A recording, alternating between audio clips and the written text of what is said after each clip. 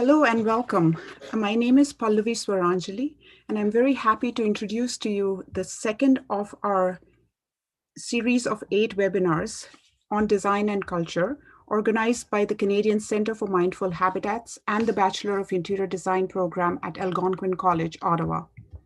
This webinar series, titled Mindful Conversations, attempts to start multidisciplinary and cross-cultural conversations about culture and design under 4 broad headings, namely technology and culture, regional and traditional cultures, socio-cultural nuances, and the practice of design and material culture.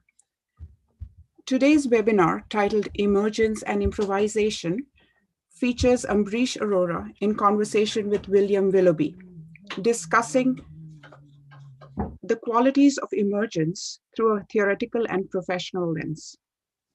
The structure of the webinar will include roughly 20 minutes presentations by our speakers, followed by a conversation and then a question and answer session. If you would like to ask a question, please do so in the question and answer tab or in the chat window at the bottom of your screen. And if you're viewing us on our YouTube channel, you can ask questions in the chat window there. I would also like to introduce members of our organizing team for this webinar: Salim Biruk, Genevieve Bowlby, Delaney Leaf, Pia Marine Barra, and Jade Scatliff. Thank you very much to the team for organizing this event. So our first speaker today is Ambrish from Studio Lotus, and I will ask Pia to introduce him. All right, so just a little introduction of Ambrish. So Ambrish Arora has a well-rounded resume as a design principal, motivational speaker, mentor, and an amateur triathlete. And that's all to say the least. He is the founder and design principal of Studio Lotus, a New Delhi-based multidisciplinary design practice. He founded Studio Lotus in 2002, along with Siddhartha Talwar and Ankur Choksi. 17 years later, Studio Lotus is one of the most path-breaking architectural firms in India. The firm tackles interior and architectural design projects for corporate, hospitality, and residential design. Ambrish's expertise are in architectural and interior design thinking, master planning, sustainable design, sociocultural studies, and leadership. His work is grounded on the principles of conscious design, an inclusive approach that focuses on a rigorous process as much as the end result. I could go on and on, as he's contributed a lot to the architectural and interior design world. But Ambrish, we welcome you today with open arms or open screens. And we thank you for taking the time to enlighten the discussion and sharing your craft with us today. Thank you, Pia. That was very flattering, and I'm going to request you to email me what you wrote about me so I can read it out to my children and wife. Print it up for them. So yeah, thank you. I'm very excited to be here. It's always wonderful to share one's thinking across cultures. And in particular, I'm very excited to interact with William, who's a prolific writer and academic and thinker and practitioner. And we've had a couple of very interesting conversations over the past couple of weeks, which I've thoroughly enjoyed. And we hope to be able to share some of those conversations with you today. So without much ado, so please start my 20 minutes now. Yeah. So I'm going to share my screen and I'm going to walk you through some of our projects. And Pallavi, if my connection breaks at any point, feel free to jump in, and if I need to repeat something which has not gotten shared clearly. Yes, I will do that. Thank you. Okay, so I am going to. So we really believe that our studio is a work in progress. We definitely continue to view ourselves as a startup 17 years later.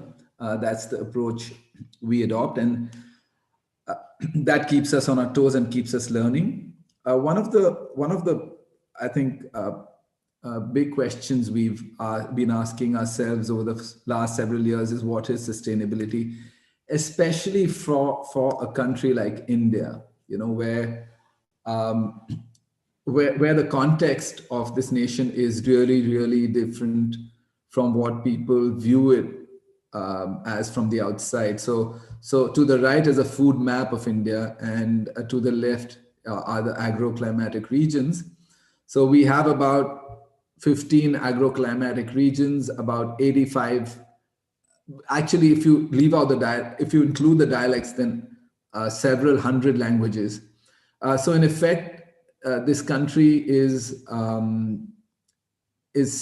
50 different countries in one. And I often tell my friends who don't live here, is there's probably less in common between a villager living in Kerala down south and in Ladakh up north. They have less in common than perhaps a city dweller in New Delhi and Toronto. And that's the kind of diversity we deal with. And that's how it expresses itself. So when we look at culture, we begin to view culture through the lens of building, through the lens of how people dress, what people eat.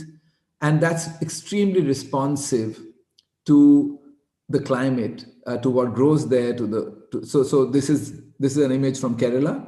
So the houses there, this is a very grand traditional a home, and as you can see, it's entirely porous, so the house breathes completely, and as do the clothes of the people. So men dress in lungis. It's all handloom fabric. It's very fine, and it's very porous, and they eat food that has coconut oil that is slightly spicy, which makes them sweat because it's very humid weather.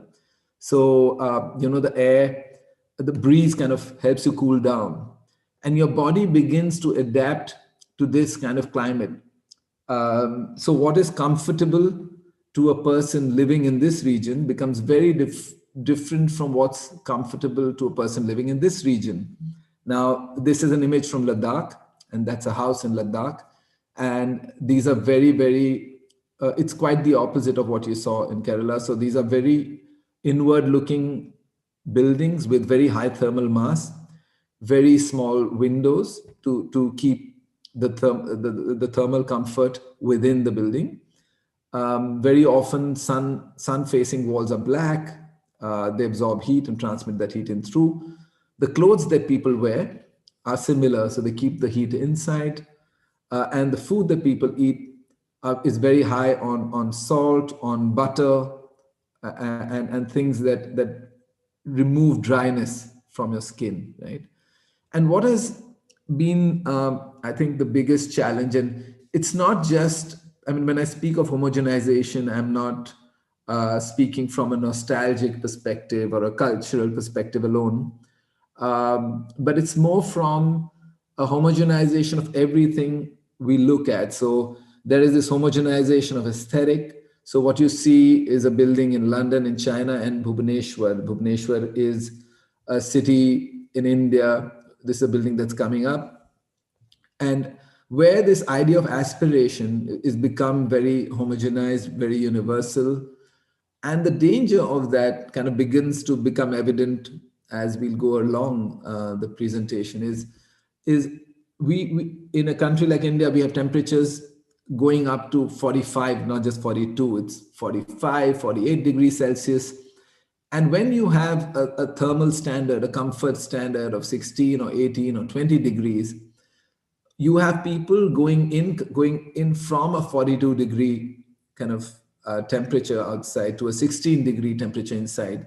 The carbon footprint of the building is massive. So to counter this, what you have is buildings that are LEED rated and they have sustainability parameters which define the material usage and efficiencies. But what they don't address is that the footprint of a building that's even LEED platinum rated and achieves the parameters, comfort parameters similar to standards which are universal still consumes about 15 to 20 times more energy than a building like that, where people are dressed appropriately, they eat appropriately, and the buildings are extremely comfortable. So what are we really speaking of? Why am I bringing this up? Is that when you begin to look at how we measure comfort, how we measure standards, and we start to apply them across the world. So methods of constructions, methods of transport, methods of education, I mean, it goes across everything. It begins to create a very dangerous, an irreversible kind of aspiration, which when applied to 1.2 billion people with resources such as India has, it just leads to a situation of disaster, potential disaster, which we are on the brink of. So we began to ask ourselves then where do we find our references from? What are we really up to? And we said what we could turn to is really celebrate the context we come from. Like, could history and could our living skill and living material and what the way we've lived so far begin to inform contemporary practice? And not that we have any illusions of being able to change society or being able to solve these larger problems, but I think the lens we view things from is that we need to be the change we'd like to see. So our whole practice is like one big experiment, and that's how I view it, and that's how we view it. Is that can we begin to create models of ways of working that begin to present alternate futures, alternate realities, alternate ways of doing things, which achieve the kind of outcomes that we want to achieve. So we begin to come up with a framework of things we are trying to do, our value system while we're working. The first one being innovation, which is frugal. Can we do more and more with less and less? And can the future be defined using low tech? Because 95% of the population in India doesn't have access to what we call high tech. So can our solutions, the solutions that we propose, even for aspirational projects, if they come from a low tech perspective, then they become far more inclusive and far more capable of being propagated across. Can we adapt and reuse buildings? This is a big one. India has a massive inventory of fantastic buildings, not so great buildings, poor buildings, but a lot of built structure. And one of the propositions we try and keep working on is that can we adopt and adapt buildings that are no longer relevant and convert them rather than bring them down and rebuild. That's a big way of bringing down footprint. How do we design buildings that endure? Now, this is another big one, is how do we redefine luxury? So a lot of our clients are catering to the aspirational lot. So they are high net worth individuals, or they are luxury brands, or they are hospitality companies.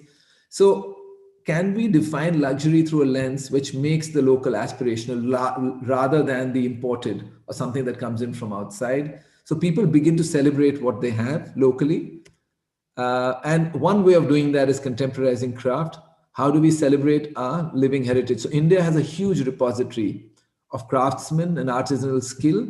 In fact, a large population is still builds by hand. So the amount of mechanization in Indian construction is still very, very low.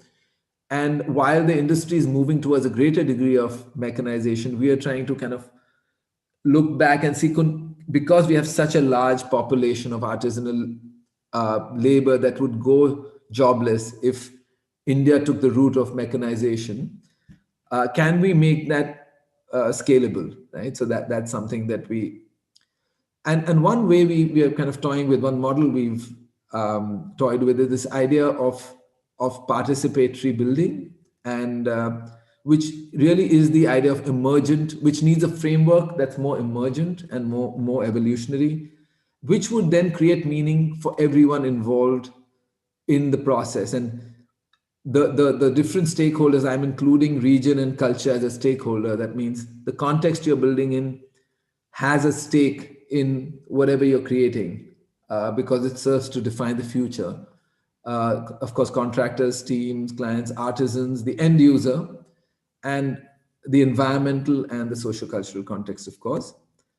So what we're taught in design school really is the idea of precise thinking and going into as much detail as we can, and being able to foresee the building all the way to the end, and have our drawings be and our thinking be as precise as possible before we hit the ground, so that we can build as efficiently as possible. And what it does is the end result. So it becomes all about the end result, and that's what we see society celebrate, right? So the genius architect has this vision, and he draws a sketch, and then everyone else after that point is geared towards bringing that sketch to life as accurately as possible, right? And we began to find that that's something that's really counterintuitive in a country like India, because for one, precision is not in our genes. Secondly, that's not something conducive to manual work and artisanal work, because the artisan feels most involved when he can participate in the process. So we began to toy with this idea of an evolutionary model where the architect becomes a facilitator, and the architect creates a framework, which is a set of parameters that inform the project, and then works closely with all the stakeholders. So everyone from the client to the artisan, to the person who's building at site, to the consultants, they participate in the final outcome. And the outcome, as we've gone along, we've actually found that the means then begins to take an overall a larger kind of weight in the hierarchy of things, and it becomes a much more inclusive process. So and the process that allows that is a more iterative, emergent process. I'm going to run through some case studies. Sorry, there are not 3, there are 4 case studies, and I will start with a very small one where we touched upon this in a very, very small way. It was a small fashion store we did in New Delhi in 2006, very early in our career, for a fashion designer who again does very contemporary work, but by hand. His name is Rajesh Pratap Singh. And his brief was, he had no money, he had no time to finish it. And he calls himself a tailor. He says, I'm a high-end tailor, and make me something that's a white box.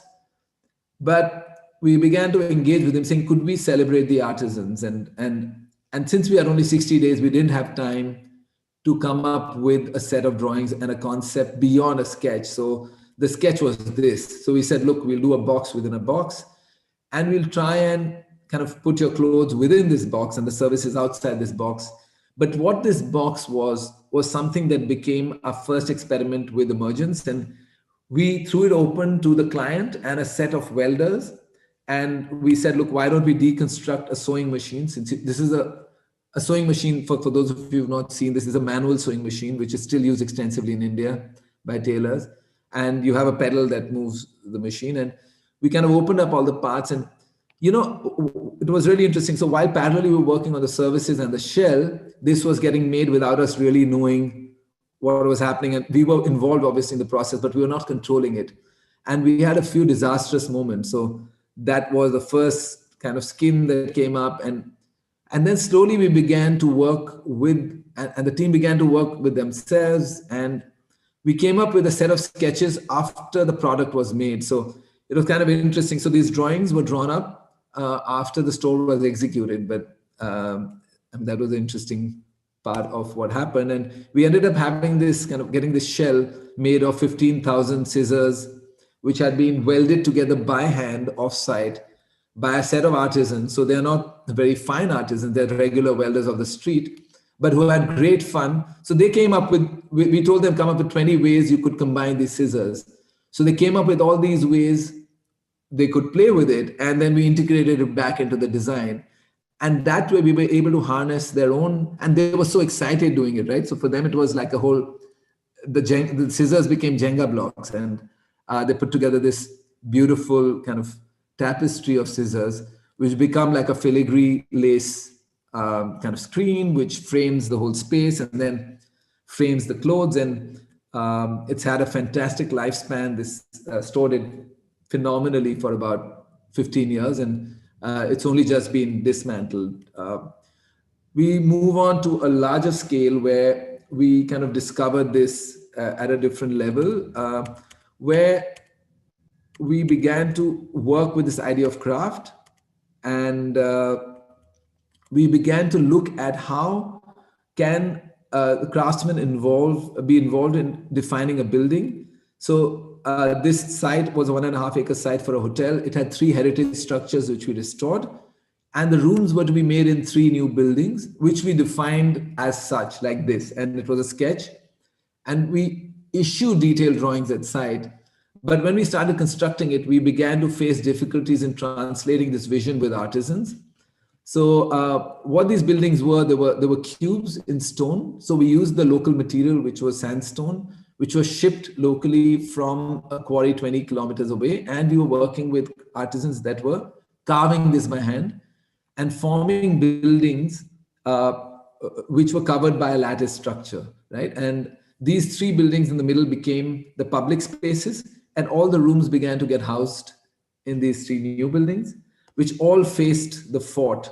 So that was our main idea, that we capture that view that you see at the back. So we began to strip the lime from all these old buildings, and that's what the old buildings began to look like. Again, a process of, I mean, this was physically like a process of the building emerging from behind layers of damage and plaster and restoration, and putting in a new building which worked on a very traditional idea of a ventilated facade, which in section was like this and in sketch was like this. And our first conceptual drawings borrowed patterns from traditional forms. But when we started cutting these, the client began to tell us that it's much cheaper to cut these in water jet rather than by hand. So we started working with the artisans to come up with a pattern that would be fast for them to work with and would be in contrast to the traditional buildings. And so there were these 3-meter slabs of stone, hand cut, assembled at side and put up. And that became really the vocabulary for the new buildings. So the buildings began to speak of this play of light and air. And really the important thing here was, again, the role that, the contributory role that the artisan played in helping us come up with a solution that would work. These solutions were not derived on a drawing board, really. I'm going to skip through this very quickly. We extended all this all the way through our interiors, the patterns we used. These are all none of it was drawn up. These are all kind of evolved by the artisans that side under a broad direction that we created.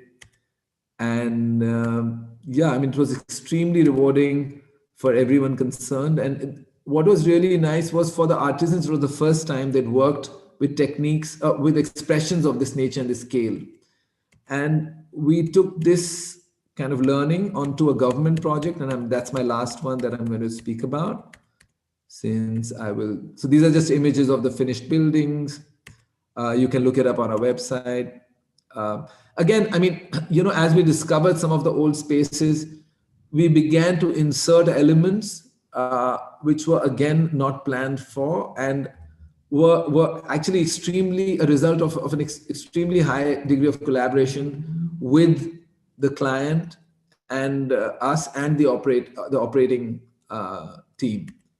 So all these inserts have happened over time, and we've allowed them to happen. So the building doesn't have a boundary condition. It has edges that are fluid. And after the building was finished, some of these inserts you see were allowed to come in and integrate back into the piece, into the finished product, which for us was very interesting. I'm going to skip through the next project because it will take too much time. I might refer to it Ambrish, in a it's okay. You can take a little bit more time. That's not a problem. Those are lovely projects. I don't think we want to skip those. Okay. So then I will continue. So what was interesting was, how do we apply this learning on a larger scale? So the same client we'd done this last hotel for had a project in a different region, which was the Himalayas. So which is really the opposite of the temperature conditions of Rajasthan, where the previous hotel was. And we had amazing views of the mountains and the valley. But all that is what it is. The interesting part really was how the solution we came up with was this singular monastery-like building, and it is about 200 meters long, and all the ground floor of it is all the public spaces and the services, with a restaurant right in the middle, and then all the rooms are on top with individual staircases to enter the rooms, so that the rooms get to have balconies and views towards the south and the north. So you never experience a corridor. When you're in the room, you almost feel you're perched in your own kind of villa, but which is on a higher floor. And then there's a set of rooms at the bottom. The interesting thing here was, again, the manner in which we derived the elevation. So we had an intention, and this is in a town called Dharamshala, which is where the Dalai Lama lives, of really evoking this idea of peace and calm, through the idea of rhythm. And this became an image which really kind of stayed with us throughout. And we kind of married this with the idea of vernacular architecture, which is really the village house, which is usually a ground plus one structure, where the ground plane is very heavy and the first floor is light, which is usually a lightweight timber structure. And we began to look at, could a building of this nature translate? So those were our first sketches. And as we started prototyping, I think a big constraint, and I think one of the things we wanted to do was see if we could build the building using material that was really inexpensive. So when we started doing our first prototypes, we started using this material, which is to the left, which is used by people of, now, for those of you who are not aware, that there is this kind of caste system in India. And while traditionally it was a caste based on where you're born, it's now become more like the universal caste of money. So you have the richer people and the poorer people, and the richer people kind of build houses using this gray stone, which you see on the top left corner. And the poorer people build huts made of this waste stone, which comes from the quarry. And we wanted to turn the whole thing on its head. And we said, look, could we do this super luxurious property out of waste stone? And that's something, again, that we began to work with the artisans of the region. In fact, we got some of the artisans we'd worked with in Rajasthan, and began to build this building with beautiful craftsmanship and very high thermal mass, entirely in masonry. So the masonry is not a cladding. The whole building is built in masonry. And then this is what the elevation began to look like after we started building it. So a lot of these drawings have been drawn after the structure was already up. And, so there was this idea of the facade emerging from the skills and the material we would be able to harness locally, right? And we were very fortunate to have a client who is willing to engage in that process in that manner. So this is the building. It's still not entirely finished. And so you begin to get a sense of how it begins to express itself. I mean, the poetry of the craftsman kind of coming in. What brings beauty is the manner in which the stone kind of emerges from the ground, and the upper floor is very light. And as the hill goes down, the building begins to feel it's rising up. And these are still construction images. And that's how the building sits against the mountain. And the reason I showed images of this project again is the manner in which material decisions were made was delayed to the point where those decisions needed to be made, and not determined from an aesthetic box saying, okay, this is what I want it to look like, but what is the message we're giving out to people? So we are saying that you can make something that's really waste material become give it a label of luxury, right? And all you need is good craftsmanship and a lot of attention to the way you work, and that's a message we try and kind of carry through to our project. And this is the last project I'll share with you. So this is again, so the project I showed you earlier was hang on, let me try and draw. So one project we just saw was here. Rajasthan is there. So we've covered the north, we've covered the west, and this is far east.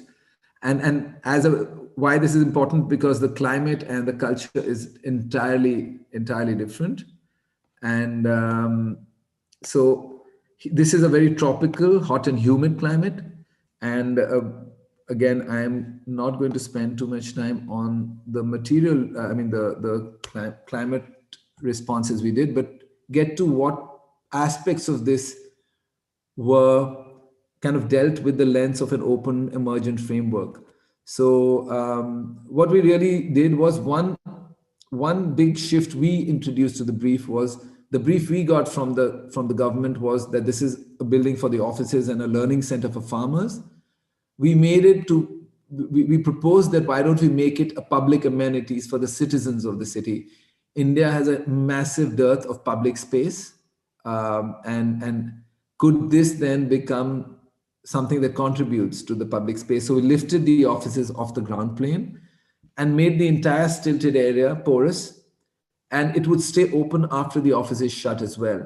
So all the amenities we build in, a library, an auditorium, a cafeteria, a gallery, and so on and so forth, and a garden, an urban farm, become open to the visitor, to city dwellers and citizens, which is really the opposite of how government buildings are at the moment. They're high security zones, and we kind of twisted the idea of security on its head, and then we kind of allowed, we conceptualized the ground plane to be an area where people and artisans would be allowed to come and contribute their bit of joy. So Odisha is very, very, very, very strong in craft, different craft skills, metal, stone, carving, so on and so forth. So the identity of the building again was derived from local forms and materials, and the colors of the soil. So it's a double skin structure. The entire facade is made of 4 colors of clay, woven in the form of a traditional textile and wrapped around the whole building. So the entire building is shaded, is solar shaded, and is double skinned. And these brick patterns are, of course, all the masonry is done at side by hand, and the patterns emerged as we were kind of working on the masonry at site. And that ground plane I spoke to you about became this canvas of laterite. A laterite is a soft local stone, where we then collaborated with the local architect and artisans for them to express stories, mythological stories related to agriculture. And farming is a very, very big kind of part of our culture and livelihood. And this was a fascinating exercise for us as well, because it was really 1:1 at site. So all we drafted and gave was a canvas, and what came out of it was something we didn't expect. We didn't know what, it was only directional, that we want there to be stories that people walk through. So we had 1:1 drawings done by the craftsmen. We would come and tweak them for proportion and scale. They would get carved on the building directly. So these are not panels done off site. So for 6 months, we had 50 to 60 people working at site, carving patterns related to the crop cycles. Again, traditional cornices derived from temple traditions. So they are very spiritual, religious people. And that began to be the entire plinth of the building. So, at one level, there is a contrast. And for a lot of people, there's a clash of style between the contemporary kind of modernist expression of the upper part and the fairly kind of traditional expression of a lot of these details. But we allowed ourselves to step back and bring every person bring their bit to the building, and that extended to the metal craft. These are tribal crafts, which become screens that become railings.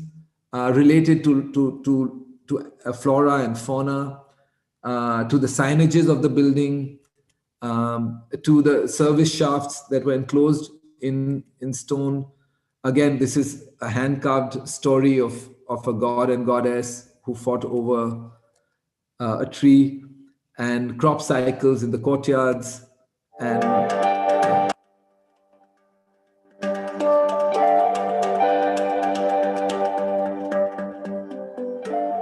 we were quite excited, with the quantum of work that could be generated if artisans, if craft and architecture could come together. And I think that has been a big achievement, that this building project could generate work for about 50 artisans for a continuous 6 months. And we actually got, artisans who had stopped working with the traditional skills. We convinced them to come back and to start working again.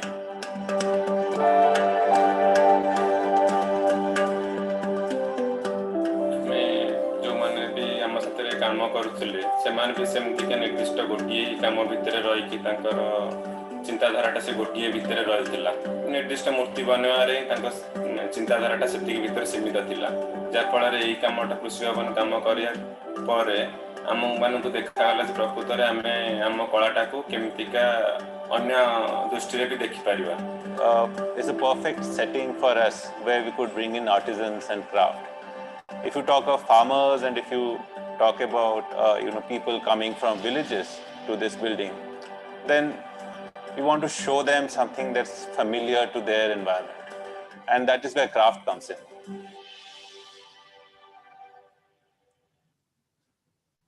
Yeah, so kind of that embodies perhaps one of our most successful, what I would call successful kind of experiments with letting go and allowing a narrative to emerge from the voices of other people and the energies of other people. I think I'll end my presentation here. I had more stuff, but maybe I'll speak about it during our conversation. Pallavi, over to you. Thank you, Ambrish. I think that is a very fascinating sneak peek into the enormous amount of work that you have at your office. And I think it really talks to how you not only cater to physical and ecological contexts, but also how you celebrate that cultural context. And recontextualize craft amidst, today when there are so many technological ways of dealing with things, but now how do we bring that back and recontextualize it? It almost becomes part of the building. So I'm looking forward to the conversation after William's presentation, but I would now invite Jade to introduce William, who is our next speaker.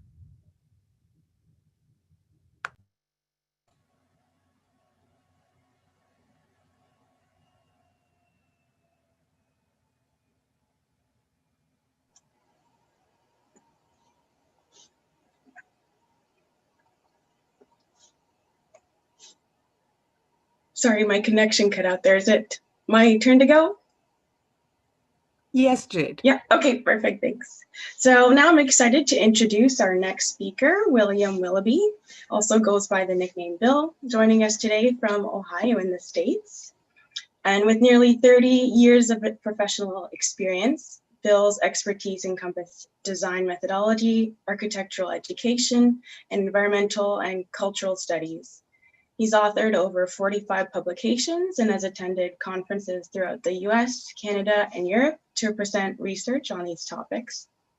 He holds a Bachelor of Science in Architecture and a Master's of Architecture, both from Kent State University in Ohio, where he later went to serve 7 years as the Kent State Associate Dean for the College of Architecture and Environmental Design, and eventually as the Interim Program Director for Interior Design. I could go on, but I'll let Bill take it from here. Welcome, Bill, and thank you for joining us. And we're thrilled to have you here to share your thoughts and your insight with us today. Jade, thank you very much for the introduction, and Pallavi, I want to thank you for the invite, and I want to thank Algonquin College, but mostly I want to thank Ambrish for such a a delightful presentation. It was a joy to see your presentation, Ambrish. I look forward to our conversation. So I'll start by sharing my screen and get this started. One thing as I'm getting this ready, I tend to warn new audiences that I stutter. So if you hear a stutter, it might be Zoom, or it might be me. I'll let you decide which. I call this presentation Design for Improvisation, the Generosities of Affordance, Potential, and Collaboration.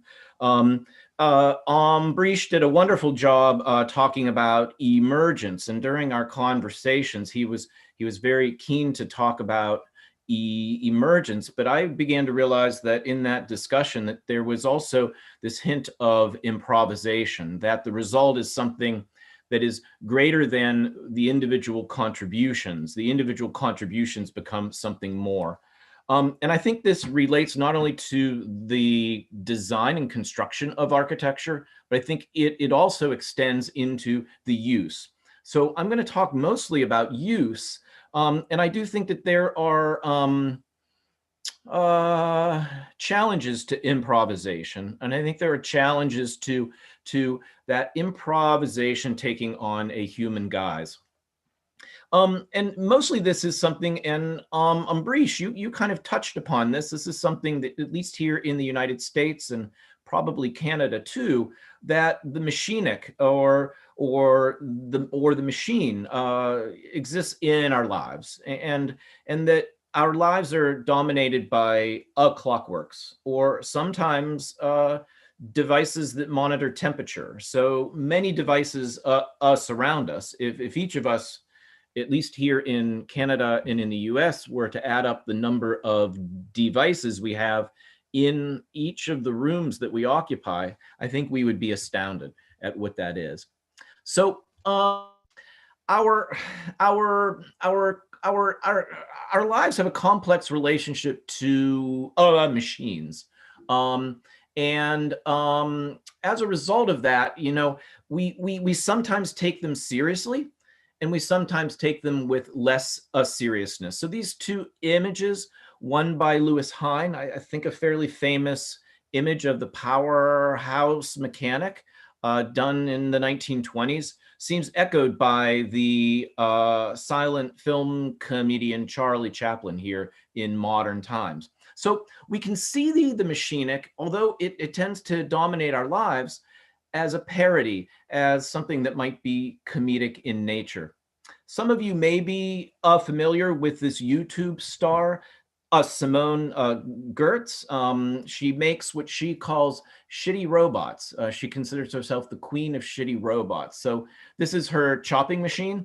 It actually chops better than she ever thought. And you can see her hand in a precarious way about to, you know, have these carrots be chopped. She's a vegetarian and chops a lot of vegetables, and thought it would make sense to make a machine to cut them for her, but she got more than she bargained for. Because it seems like clocks and steam containers and gears are round, I decided to show one of her circular pieces. This is what she calls a head orbit device. Her hands shake, and she made this device to serve her a glass of water. It didn't work very well. So when we think about machines, there are many possibilities behind them. You know, and in a certain way, they tend towards a specific purpose, or in the case of something like a smartphone, which is a machine, a collection of purposes. This roulette wheel is a beautiful machine with the purpose of producing chance. So when we think about the machines, they are normally geared to a purpose, but then what that does is it excludes other possibilities. It's something that I think we need to recognize as we live in a more machine-dominated world, even digital machines that are ruled by algorithms, that they take on a way that essentially is an environment that we need to respond to.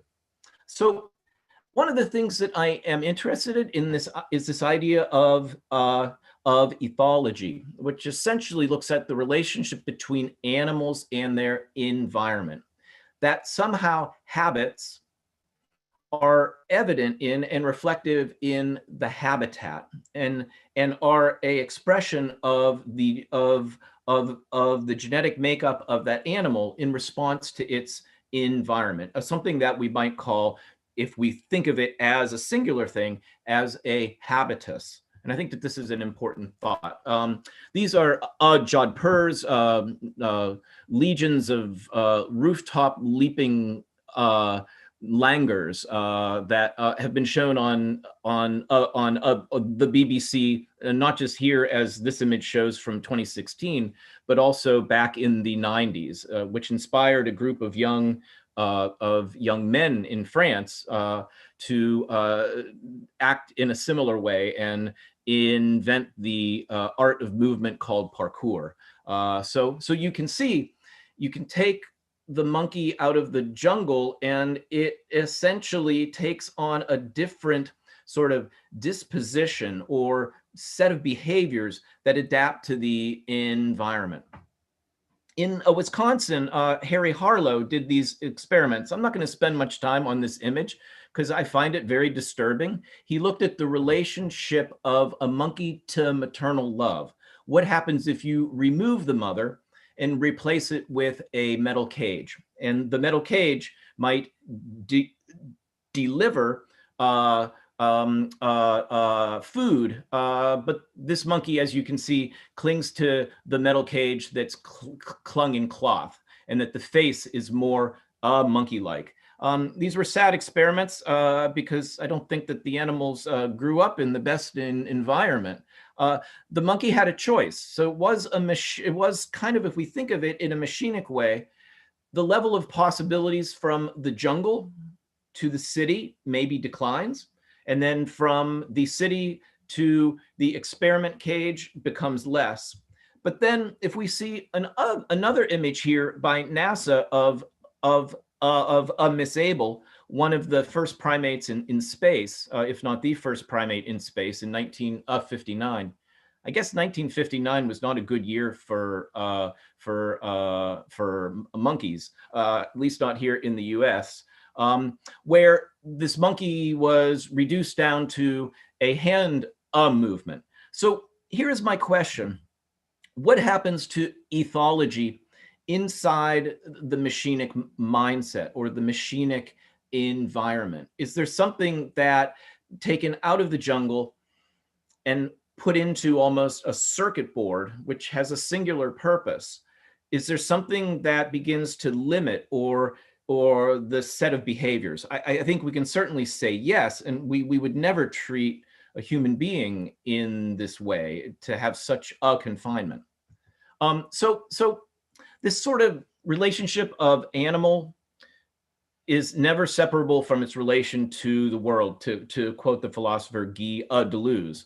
And as he says here, the interior is a kind of selected exterior, and the exterior is a projected interior, and that the relationship of these is rather profound. So in other words, if we create a limiting environment, are we potentially limiting ourselves?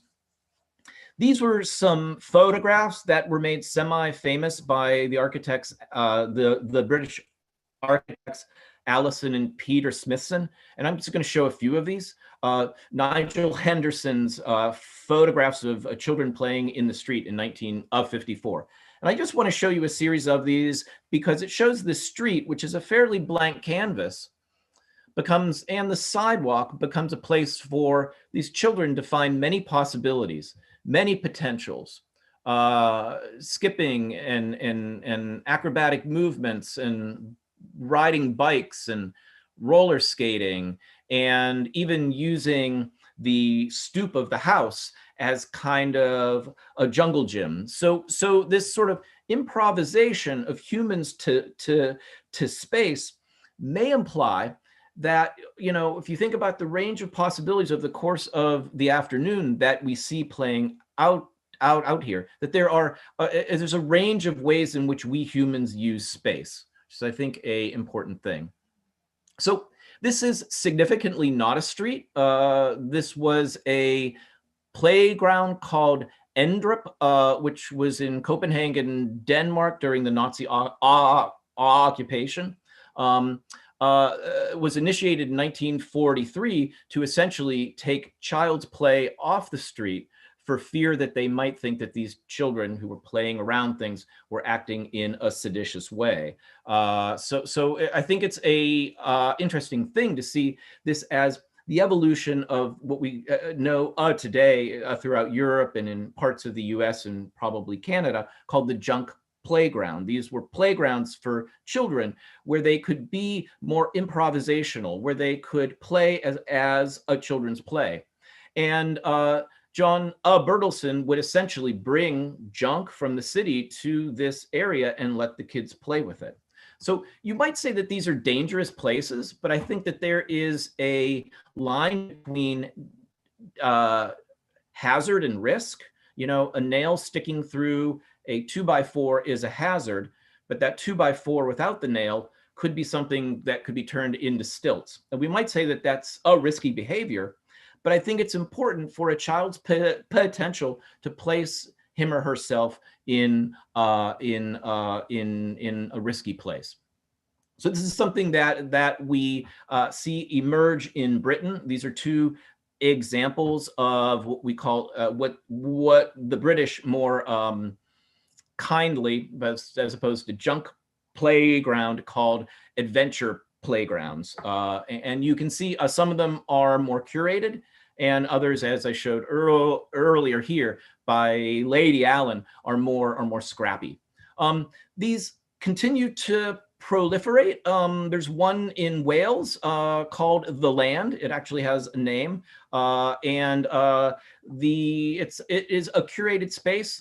Pallets, boats are brought here, maybe a boat reinterpreted. But the point that I want to make about these environments is that there are perceptible affordances, hidden affordances, uncovered affordances. If we think about the relationship between humans and space, what does the space afford us, and what do we afford that space? So in the case of these junk playgrounds, it's the possibility of discovering a relationship between us and our environments. This is called their glamour shot. I like that term for the play. I've been reading this essay by Hubert Dreyfus called "Why the Mood in a Room and the Mood of a Room Should Be Important to Architects." This came out in 2012. I find it to be a very interesting reading. So if we think about, and if we maybe expand upon this, a designer would have a mood for a room, a intention. And I think, Ambrish, you spoke very well of this. And then that room gets built. And obviously in its construction, because our mental conception of the room and the room itself will have some difference, that room will have a unique presence that falls outside of any rendering, any drawing, any prediction we might have. It will have its own presence. But that presence has a kind of a subtone influence on the mood in the room, the occasion. But if you think about it, you can be angry because of something that happened prior to you entering that room, and the room begins to feel palpable with anger. And it's not so much what the room does, but it may be your relationship to other people. The projected anger has this effect. So the mood in a room, by virtue of the occupants, and the mood of the room can sometimes correlate or be a dissonant. So I would say this, that the mood is found through all three of these. Something that we might call attunement between the presence of place and the occasion that is there, because we humans occupy those spaces. This ideogram by Peter Smithson has this sort of statement. As he was drawing it, he said, Brubeck, or play Brubeck. and a pattern may emerge. What he's making reference to about Brubeck is the Dave Brubeck Quartet. And this is a image of them playing in Poland in 1958, showing this jazz improvisation. So Dave Brubeck played the piano. The other musicians in the band played various other instruments, drums, bass, and saxophone. And together, their improvisation, their sort of jam sessions would create a musical experience that was greater than what is being performed by the individual musician. They would play off of each other in a way that formed that matrix, that dynamic of interjacent associations, listening to each other, adding a riff, riffing off the other person, and in a certain way creating a joyful jazz sound. And I think that this is an important thing to recognize. Giancarlo De Carlo says something here that I think is really important. He says a building is not a building. It's only made relevant by the group of people for which it is intended. But I would say that this is true as well, in the sense that it's only made relevant by the people that it's intended for, but it's also made relevant by those people independent of its intention as well. An example of a building that's not a building but is nothing but potential would be Cedric Price and Joan Littlewood's Fun Palace. This is kind of an example, a precursor of high tech, something that Ambrish made a reference to. This is sort of the precursor to, say, a Pompidou and to many of the various buildings by British high tech architects who we think of. And this was meant to be kind of a jazzy space. And what I mean by it is that it was meant to allow for improvisational activities to happen inside of it, meaning it was this empty container that could be reconfigured to fit different occasions for your delight. So the idea was to create something that could be readjusted for different activities. So one of the things I want to say is that, you know, in this approach that Cedric Price was taking, the environment adjusting to the user's sort of interest, their delight, as opposed to finding delight in the space, I think comes from a sense of how the machine serves us, environments of machinic behavior. And my question is this a human ethology? Is our natural environment the machine, or is it something else? The question that I have. So I'm going to show a couple things by Alde van Eyck, and then I'm going to hopefully end in a minute or two on a project by Peter Gaucher. This is a drawing by Alde van Eyck called Hollow and Hill, Center and Horizon. And in this, he makes this argument about what he calls ambivalent meanings, or equipoise, or twinned phenomena, that begins to take shape in this idea of sitting concentrically in a hollow, or sitting on a hill and gazing outwards. So focusing on a center or focusing on the horizon. And so he asks this question, you know, how might this respond poetically to our very human nature? In some ways, the image being ambivalent or mutually exclusive of each other begins to show that they actually are connected, that our humanity is both center-bound and horizon-bound. And in a certain way, we cannot be together unless we are also able to be alone, and we cannot be alone unless we're also together. And so in this sort of interjacent set of relationships, I think Van Eyck finds a human space.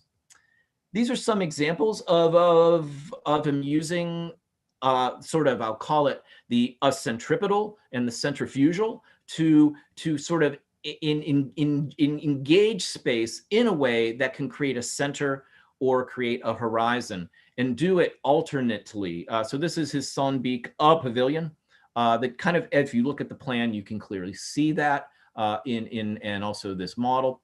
But also, if we look at his Hubertus house, these individual apartments that sort of have this sort of bulge that lets the other person know the presence of the person on the other side. Because as you have a bulge in your apartment, you also have a hollow, kind of recognizing almost the solidarity of these spaces, impressed in the way that a wall is shaped, a wall is sort of curved.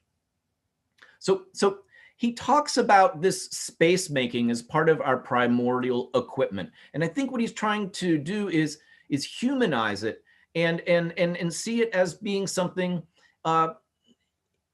independent of more of a machinic way of thinking about space. So I'm going to stop on this project here by Peter Gaucher. He calls this water hutch. It was art installation by a architect. You can see this figure, this sine wave or curved figure is essentially a interpretation of a oxbow, a river, taking a river as a line and turning it into a stack of wood, carving a shape that has these aspects of being both centripetal and a centrifugal. So how he creates this space is meant to have also a relationship to the container, the room in which it would exist to kind of activate it. So what he sees is that this space is something that people find the potential in, that there is an improvisational relationship between the architecture and the discovery of what and how it can be used, what it is essentially for, or what its affordance is. So he saw this as a artifact that would be a type of cultural attendant, like a waterway, like a river, that serves as a line upon which or adjacent to people situate themselves. So this is a landscape statement inside a room. And so he was able to recreate this in 2014 with the interior and architecture firm called Substance Architecture for a law office. And so if you can notice, this is not exactly the same, but in some ways, it's a more evocative way of creating hollow and hill, centripetal and centrifugal space. And I'll stop there. And I look forward to our conversation. Thank you, William. And we've got a strain of questions coming in from our audience as well. But I think, Bill, what you brought out was almost a parallel to what Ambrish was talking about, the idea of emergence in the design process versus the idea of improvisation and affordance after the architect has done his job probably and left, and how life starts to happen in those spaces. So thank you very much. Those were delightful presentations. And I would now invite both of you to look at some common themes that probably you identify in each of your presentations, or in general themes that inform this idea of emergence and improvisation.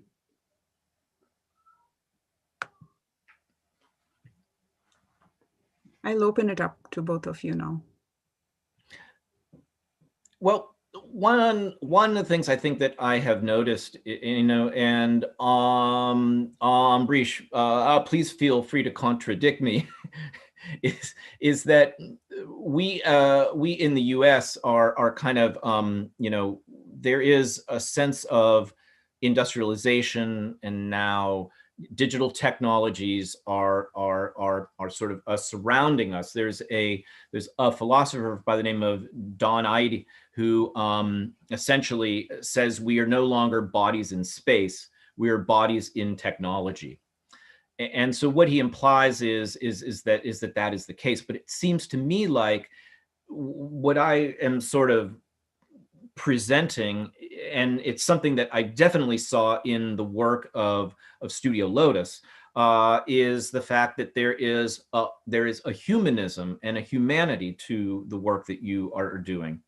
But it sounds to me like one of the sort of threats posed to that, something that you brought up in as India is emerging into a more of a digital economy, a industrialized society, that there might be a similar concern, but in kind of the opposite way. And I don't know if you could talk about that loss of handcraft, maybe a focus on the smartphone. I happen to have done a lot of research on smartphones, and India was the first nation to have over 100% saturation of cellular phones. It was at the rate of 130%, meaning that there were more phones in operation than the population, because many people have two. So I don't know if you could talk about that and how that changes the society and maybe removes the attention to the built-in environment. So I'm not going to answer that one, William. I'm going to actually answer something you started with, and I want to pick up from your talk. I mean, I was extremely fascinated by the examples you shared of the junk playgrounds, and to me, somewhere this idea of the human side of things, I mean, the humanity you so speak of is this, it's like this idea of imperfection, which the machine kind of overcomes, right? So and that comes from increasingly this idea of safety, right? And all of us, I mean, look at the way how the law is kind of taking over our lives, right? So we've got safety, then we've got plan B in case the safety shield fails, and then you've got plan C in case plan B fails, and as a result, I mean, it was very, very, very odd for me when first time I traveled abroad, and I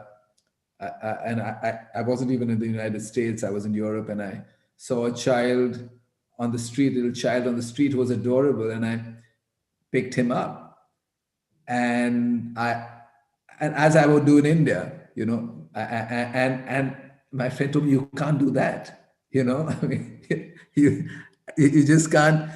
You can't, as a stranger, pick up a child, and so all these. So I think if you had a junk playground of the nature you showed us in the 50s, today everyone would be getting sued, right?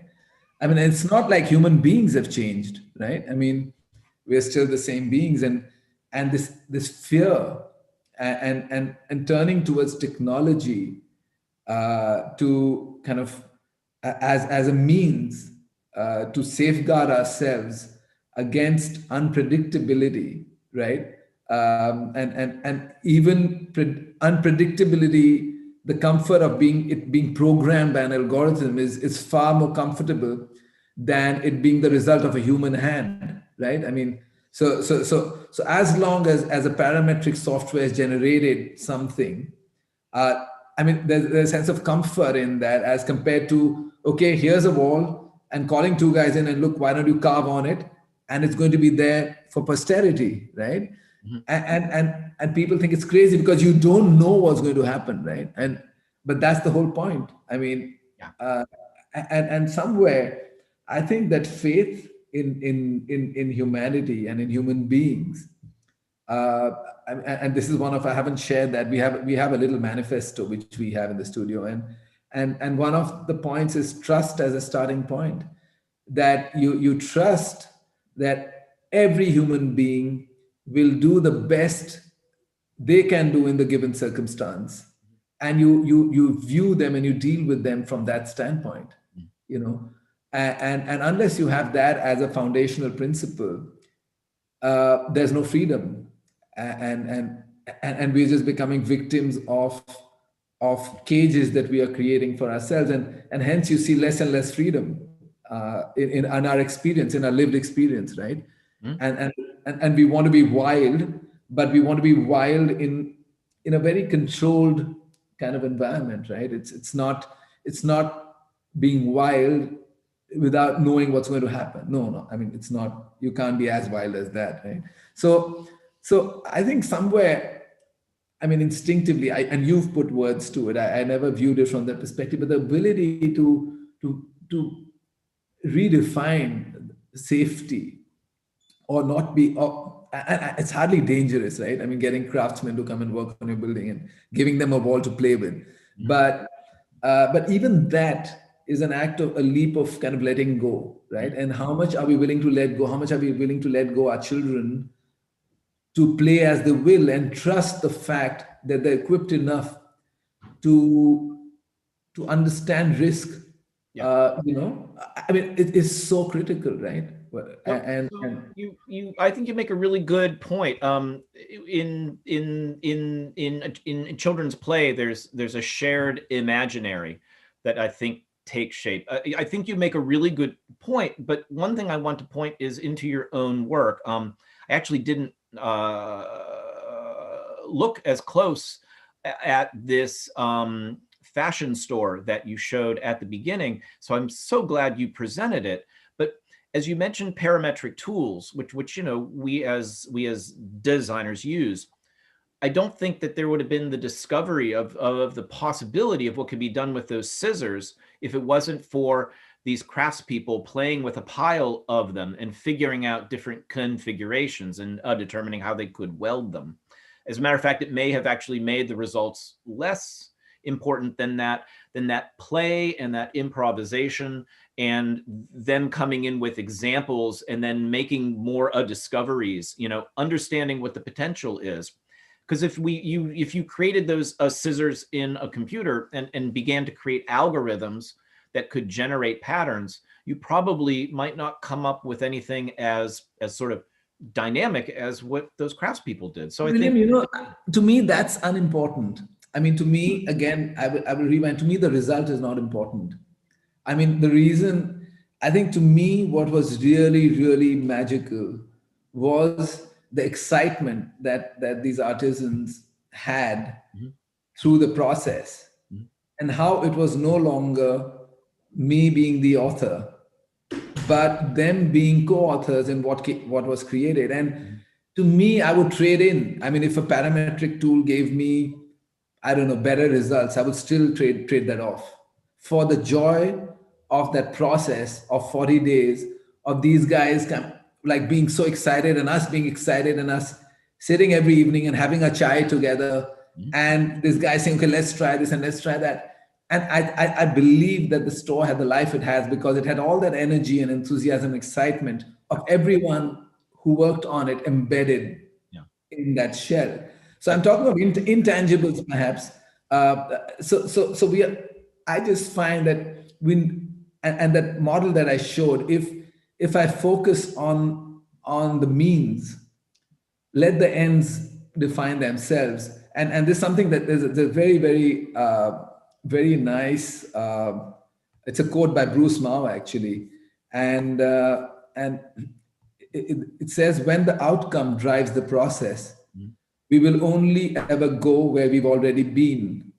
If the process drives the outcome, we may not know where we are going, but we will know we want to be there. Sure. Yeah. I'm wondering, as I'm hearing you explain this, I wonder if the mood that makes the room becomes the mood of the room, and it might impact the mood in the room, if I'm making sense. So that the mood that makes the room becomes the mood of the room and affects the mood in the room. Because I as you said, that the store, I don't know the life cycle of stores in India, but I would imagine in expensive areas that are very fashionable, they probably get replaced every 3 to 5 years. And you said it lasted very long. The stores around got replaced every 3-4 years. Yes. So it says something about that space and how delightful it must have been to people who came in. I imagine there might be some people who came in who didn't know that those patterns were made of scissors. And when they discovered it, they probably found more delight. So, William, and it's all providence. I mean, who knows, I mean, it's like, it's speculation, right? But I think what I found over time is even this hotel we worked on, the one in Jodhpur, it was our first architectural project. It was the client's first hotel. The people who were working on the project had never built a building. I mean, in terms of at that scale, the craftsmen, of course, the people who poured the concrete had poured concrete before, but we have a shared journey, this client and I, and we are working on our 5th project together. And one of the things we've discovered that if you bring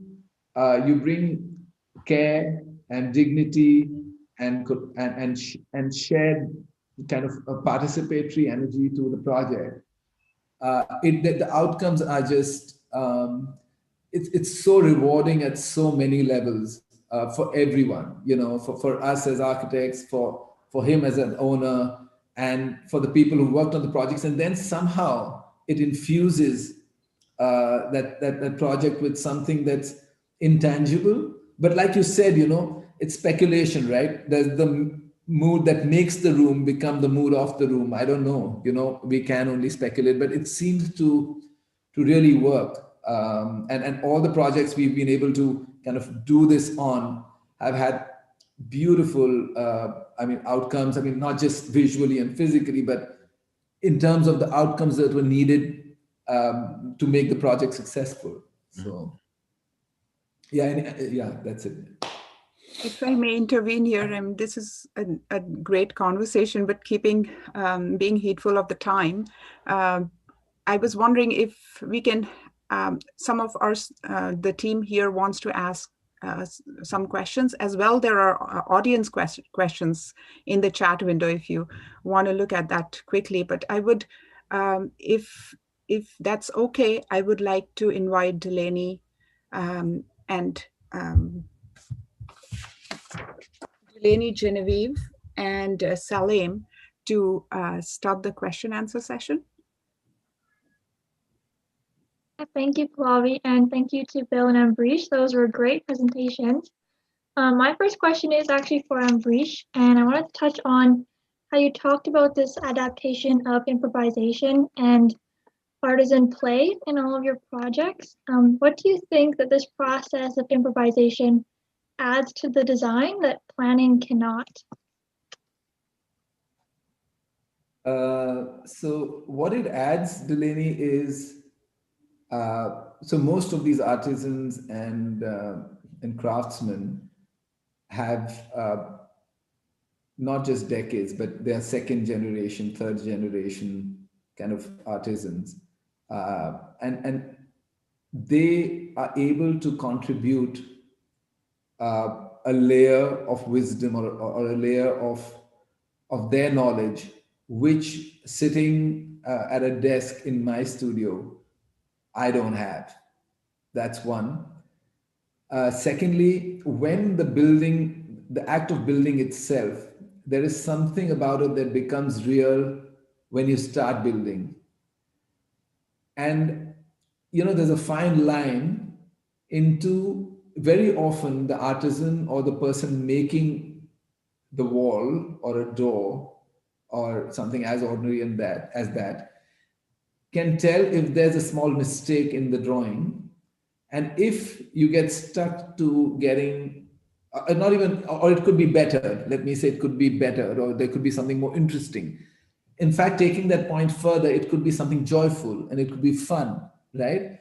And if you create that, and that's something you can never kind of, when I'm drafting a building elevation or I'm drafting a plan and I'm working on a scale of 1:100 and then 1:50 and even 1:20, which very few people do now.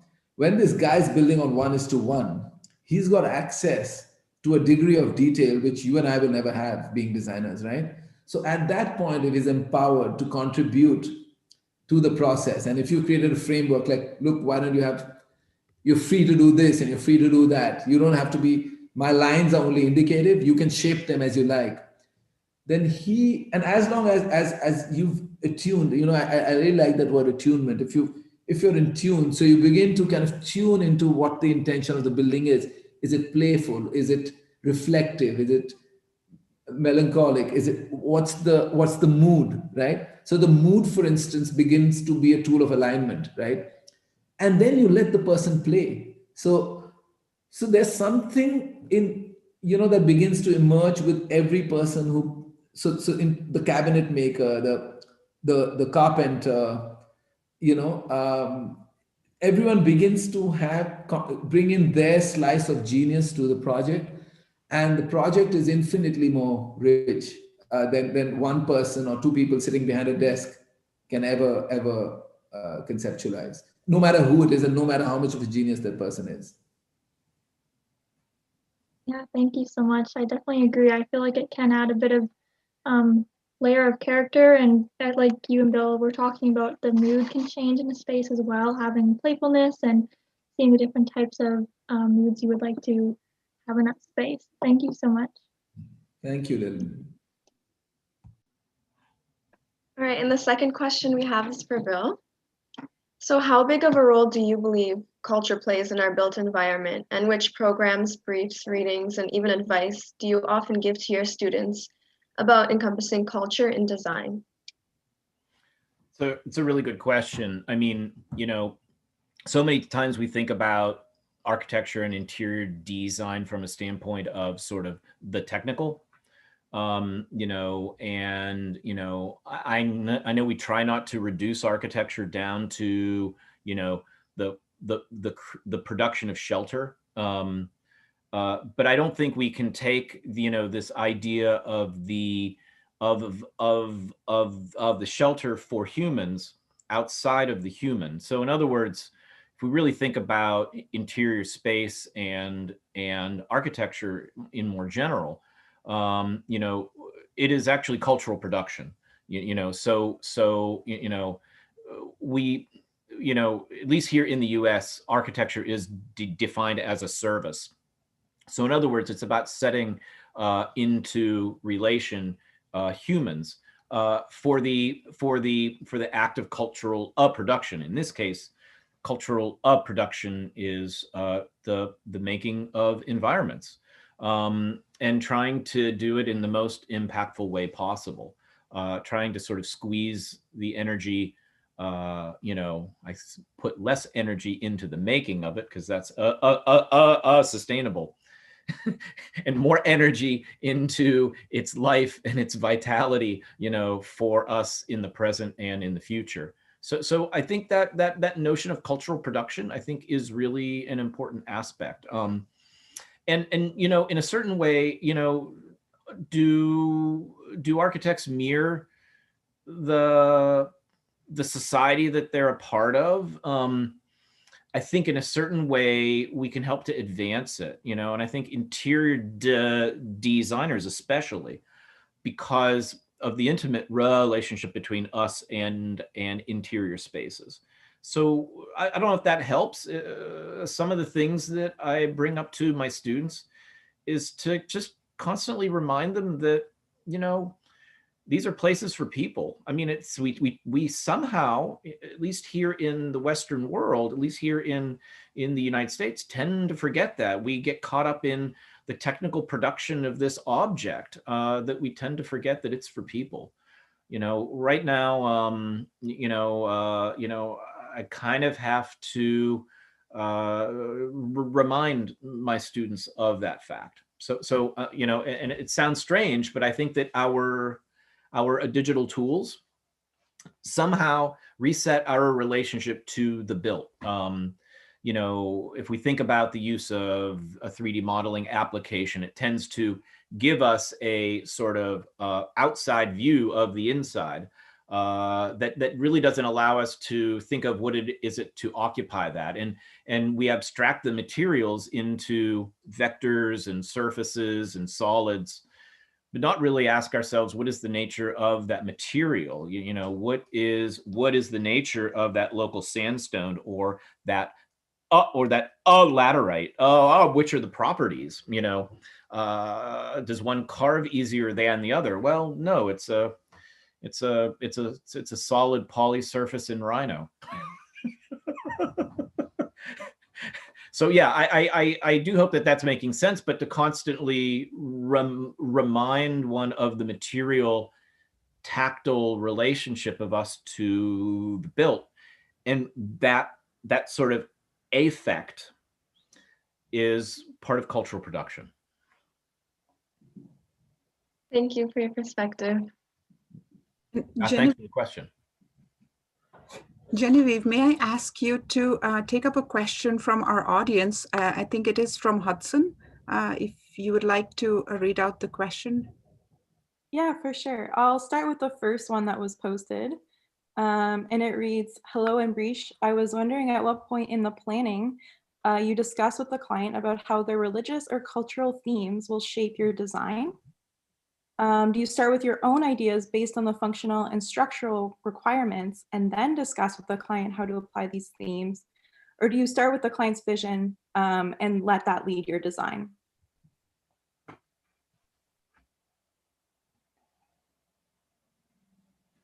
Yes, that's a great question. So it's definitely always, we start with the client's vision because they're the ones paying us. So yeah, and so I think that from that point on, it's really, and that's something I really speak a lot about with my colleagues and young students. It's really, I always view the client. In fact, in most meetings, I try not to sit across the table, and I try and sit on the same side of the table. And I make that a deliberate. I make it quite deliberate because it's really a co-creation of what he wants to accomplish, and a more enlightened client might come with a more abstract vision, and a client who wants a particular thing and who doesn't really. They're very often, I get clients who say, okay, this is what I want, right? And then you lead them to really begin to cull out what their vision is and why are they doing what they're doing. So I think the first thing that I spend a lot of time in, and a lot of us now have begun to spend a lot of time in, is really immersing ourselves in a conversation, in a dialogue with a client, and really getting to what is his motivation, right? Why is he doing this project? In what way does he want to create that impact? So it could be a business, right? So if it's a hospitality project, then what does he think that should embody? What values should it embody? So these are questions they very often not ask themselves. So you're facilitating an inquiry, even a home. I mean, homes are fascinating, right? So what are the feelings of, I mean, I'm really, some of the things William spoke about, this idea of mood. So what is the emotion that you want to experience in this room when you walk in, right? So you begin to create a framework of intentions, and then you've got a palette to play with, and the palette includes cultural references and local materials and local skills, and you begin to shape those to deliver on an intention, right? So it's not my fantasy that I want to imbue it with a craftsperson's kind of expression that has to speak. So what that craft brings needs to speak to what needs to be delivered. So you're playing the role of almost a facilitator, which is a fairly complex kind of set of things you're working with, including structure and engineering, which is an integral part of it. And then bring in your values related to culture, material, craftsmanship, and regional references as is appropriate. So yeah, I don't know if it answers the question of the person who asked it, but yeah. No, I think that's a really interesting approach. Like thinking, sitting beside the client, that whole idea is, I think, yeah, very unique, and the right approach to, include the client at such like a a nice level where they're working with you rather than you working for them and above them. So yeah, thank you. And I think, Hudson, that was a really good question because it also bridges both our presenters, right? It's this idea that Ambrish was talking about from the point of view, well, not solely from the point of view of an architect, that is an included idea that, you include the client or the person that you're working for, and Bill's idea of looking at it from another side. So probably this idea of emergence and improvisation as being two sides of the same coin. And I think that question really bridges both. So thank you for that question. And I was just quickly looking here. There is also a question from Liam Ambrish, and he's particularly asking about the use of the material, the red laterite rock that you talked about, and to what extent does it structurally hold up? And what was your experience working with this specific material? So laterite was not used structurally in this instance and was used as a cladding material for several reasons in this particular project. One, because it's not very abundant. We wanted to use as little of it as possible. The great thing about laterite is it ages beautifully, so it kind of gets this patina over time.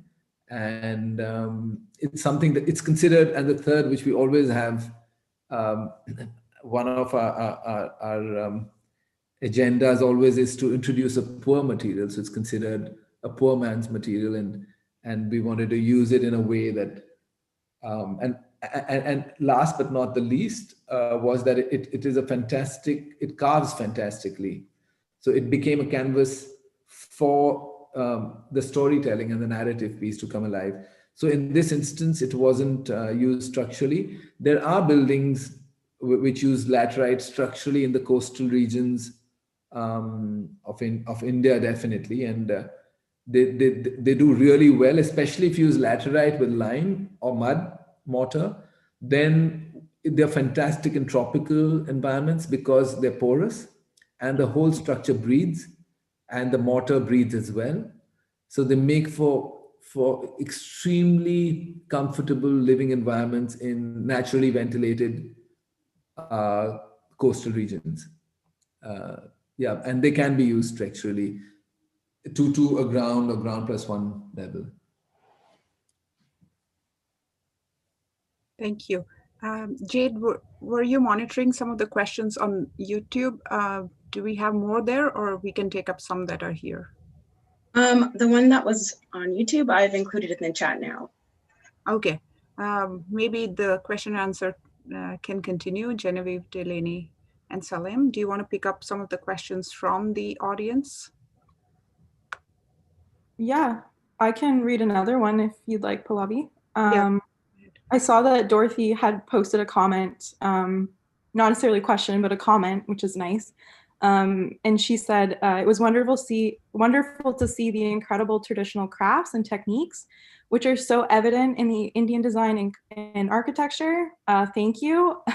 From a Canadian perspective, it was also great to have a look at the traditional Newfoundland craft, which has been beautifully integrated into the interiors at the Fogo Island Inn, which is in Newfoundland. The interiors were designed by 2H Design from Ottawa, yay Ottawa, with Saunders architecture structural form for the building directly referencing the fishing stages, which are traditional to the Newfoundland fishing culture. So, we've clearly started a nice conversation about, the integration of culture and design, which is great. So yeah, thank you, Dorothy, for the comment.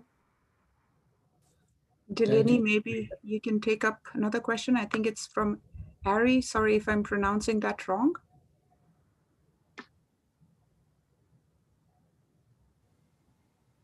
Yes, it says, Ambrish, it was such a joy to see you and your work. Thank you for reviving traditional crafts and techniques in building design in India and making it cool again. Is anything being done to get these craftspeople organized and make their lives better? And what can we do to connect these craftspeople to the building industry? There are a few organizations that are crafts collectives. And I think what's it's really important. So while at a social level, there are these groups, there are well-meaning kind of people who create these clusters. There's often it's like lip service, and it's slightly I don't want to use the word patronizing, but it comes from a place of nostalgia, and these people don't have work, rather than elevating them to the status that they need to be at. And so there are a few of us within, and this movement has started. What we hope is projects. So what most architects seek is recognition, and most young architects turn to projects that get recognized to reference the way they would approach their architecture. So it's a slightly slower process. So some of us are using craft extensively in projects then, which ultimately get published internationally, get a lot of recognition, and they become aspirational for a whole generation of new architects, who in turn turn to these craftsmen to take their work to a different level. So the idea is to scale up by infusion, and I think if each of us can look around us and embrace whatever we already have, and something extremely valuable that we seem to be losing, and make that a part of our journey and expression in our practice. And it would go beyond craft, right? It would go to whatever is relevant to the culture you live in. In our culture, it's a living tradition. Somewhere else, it might be something else.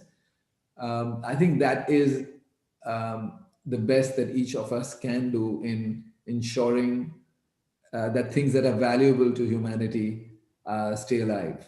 And I think that's the larger intention of could be a larger intention of what we as practitioners, what kind of value we add to life beyond the end object and the building we place in the landscape. Yeah. Thank you. I think we have just enough time for our last question for Bill. And Salim, if I may ask you to ask the question. Sure.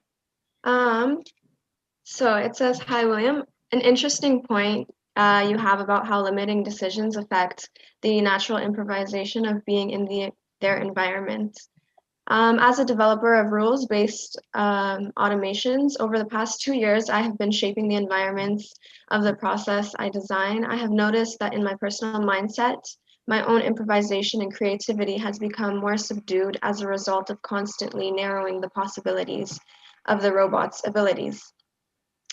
Because of this, we have designed our team to have others pushing the limits of the possible in our projects.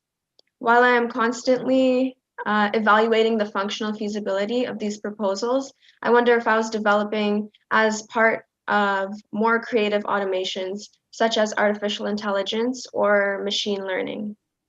If I would have a more creative mindset in my work and personal life.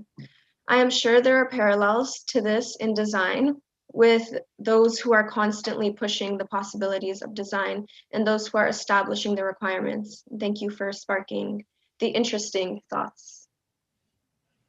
So that's a very interesting question. I'll try to address it. It actually, in my mind, it makes a lot of sense that, you know, if you're a painter, then you know a lot about paints, and if you're a sculptor, you might know a lot about stone or the materials that you sculpt with.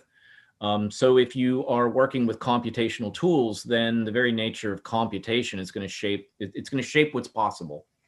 And you know, so that's something to kind of keep in mind. And as we use digital tools, their sort of operational patterns become, you know, mirrored in the way that we have to manipulate those operational patterns.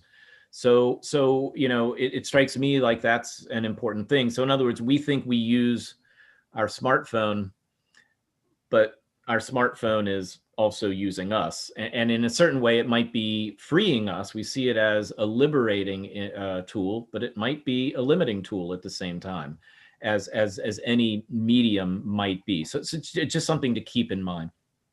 But your question made me think of three things. It made me think of the work of a young architect. He's the director of design innovation at a large firm here in the United States called NBBJ. His name is Nate Holland. He's a graduate of University of Nebraska. His thesis work was looking at how he might create a artificial intelligence tool that could be a design partner. So in other words, he would run a genetic algorithm that would generate a series of consecutive designs. Now, none of them may be what Nate would do, but Nate would have a repertoire of possible projects that he could then begin to set. He sets the limits on and begins to run it again and again. So in other words, he becomes the sorter and the curator and the critic of what the computational partner kind of creates. Now, I think Nate, is kind of onto something, that we use digital tools to possibly inspire us accidentally, unlike a real design partner who would inspire us intentionally. So I think that there is a possibility there.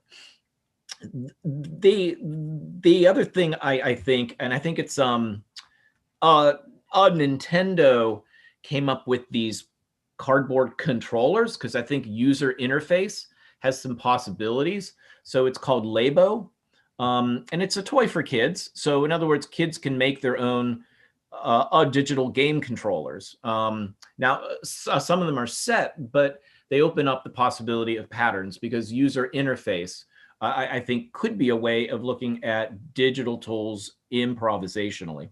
Now this sort of extends in the DIY hardware movement, like a company called Adafruit, that kind of allows you to sort of buy digital hardware, or the Arduino microcontrollers, that allow you to kind of begin to think about digital tools in a more playful way. So I think that there's some very clear possibilities there, and it sounds to me like you might be exploring robotics in that same way. So I think through the thick of it, you can treat it no differently than the junk playground, and really come up with some improvisational possibilities that you wouldn't find, that you could find within that. I would like to just kind of add a little bit there. And it's a pity Hudson is not live here, because I would love to have this as a conversation. But what I read here, and I might not be getting it right, is that he feels, he's kind of curious about if he were working as a part of an environment in a domain such as AI or machine learning, his own personal, he finds that his own thinking, his own mindset is getting kind of boxed in by the area he's working in. So he's working in robotics, and you need to have a very precise set of parameters. And he was, he's beginning to draw parallels between his own mindset in his work and personal life with the area he's working in and the kind of work he does. And I think he's I really have to say, Hudson, you're a very self-aware individual, and it's a very, I have to say, interesting insight. And just the fact that you've had this insight means you're onto something. And I would just encourage you to continue kind of going deeper into drawing parallels between your own mind space and your own head space, and what's happening in the outer world and what's happening in your inner world. And one of the tools I've personally found extremely helpful in constantly redefining the paradigms that limit me as a person is meditation. And it's something, I'm a huge evangelist for meditation, and I really feel that it helps us step away from and look at objectively our own life and kind of look at how we might be limiting our own perceptions, might be limiting our worlds and what we do. So I kind of read that in there. I don't know if you implied it or it was intended, but yeah, I'm just adding my 2 bits there. Sorry. Thank you, Ambrish. And probably we should name this meditating play. Rename the session meditating play.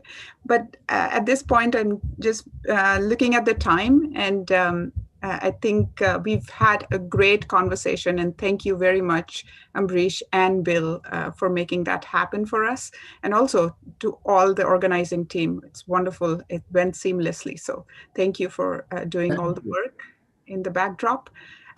Finally, I will like to say to the audience that thank you for watching here, but if you want to come back and watch it again, this video will be available on the Mindful Habitats website as well as on their YouTube channel, so you can go back there. And we are having our next webinar very soon on March 6th at 9 a.m. So please tune in for that as well. Thank you again, Bill and Ambrish. Thank you very much. Ambrish, we met your dog, so now we get to meet our cat. So and also at this point, I would also like to thank Tina Patel, who has been very helpful in connecting me to Bill, but also Ambrish. She had visited your place with her students. She is at Kent State University as well. Right. And she was very instrumental in bringing the 2 of you together. Super. Thank you, Tina. Yes. Thank you, Tina. Okay, And, thank you again. Very delightful. Thank you, William. I thoroughly enjoyed the conversation. Thank you, all of you, for making this happen. Pallavi, most of all, for making sure we all stayed on course. Yeah. Yes. Thank you. And I don't find this as the end of a conversation. It's the beginning of more conversations, I would say. I concur. And Pia, you have to email me my resume back to me. Yeah? And wrote to me. Yeah. As soon as possible. Yeah. Maybe we'll employ Pia to write our biographies for all of us. She does a good job there. You must. I have to give credit to Jade. She helped me out a lot with that one. Okay, thank you, Jade, in which case. Well, thank you, Bye. everybody. Have a good time. And I know it's late for you, Ambrish, but the rest of you have a good day. Thank you very much. For sure. All right.